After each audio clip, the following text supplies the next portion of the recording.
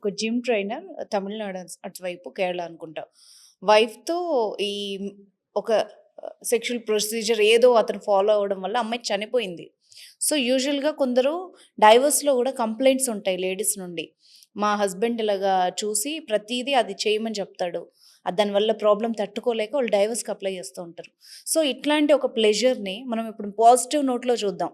ఇది ఎంత నార్మల్‌గా తీసుకోవాలి? ఇప్పుడు మీరు చెప్పినట్టు చూసినట్టు వదిలేయకుండా పక్క వాళ్ళ మీద అప్లై చేయడము, ఇదంతా వాళ్ళు ఏ విధంగా కంట్రోల్ చేసుకోవాలి? అంటే యాక్చువల్‌గా దిస్ ఈస్ కాల్డ్ పర్వర్షన్స్. హుహు. అంటే మీరు బాగా గమనిస్తే ఇప్పుడు చాలామంది ట్రాన్స్‌జెండర్‌గా మారుతున్నారు. హ్మ్. అది వాళ్ళకు చిన్నప్పటి తనంలోనో ఎప్పుడో వాళ్ళ బ్రెయిన్‌లో వచ్చిన కొన్ని యాక్టివిటీస్ వల్ల అలా జరుగుతూ ఉంటాయి. ఈ పర్వర్షన్స్ రకరకాలుగా ఉంటాయి.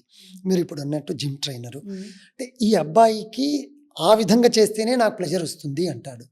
సో, ఇవన్నీ అధిగమించాలి అంటే హ్మ్, మీరు శృంగారాన్ని శృంగారంగా భావించాలి తప్ప వాళ్ళెవరో ఎక్కడో చూపించారనో, లేదా ఇంకొకరు ఇంకో చోట చేశారనో, నేను దాన్ని ఇప్పుడు బంగీ జంప్ ఏదో ఉంటుంది.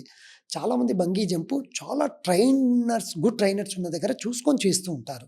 తప్ప నేను బంగీ జంప్ చేసేస్తా, కాళ్ళకు తాళ్ళు కట్టేసుకుంటా అంటే కింద పడి చచ్చిపోయింటాం మనం. సో, ఇది కూడా అంతే. వాళ్ళెవరో చేశారని కాదు. ఓకే. వాళ్ళు కపుల్‌గా ఉన్నప్పుడు వాళ్ళ ప్లెజర్స్ వాళ్ళవంతే. నువ్వు ప్రతి ఒక్కరి నుంచి నీ పార్ట్నర్ నుంచి నువ్వు ఎప్పుడు ఎక్స్‌పెక్ట్ చేయకూడదు. That should be in your control. ఇవి జరగాలంటే మరి నేను చెప్పేది కరెక్టో కాదో నాకు తెలీదు.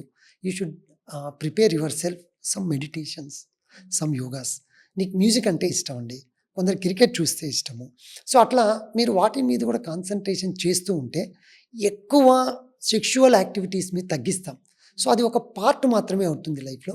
అప్పుడు నెంబర్ 2, సో, ఇటువంటి ఇన్సిడెంట్ చూసినప్పుడు you should take in a positive things. Positive మాట తీసుకోవాలి గానీ, వాడది చేశాడు నేను చేయాలనుకోవడం which is not a correct. That should be so, your mind control.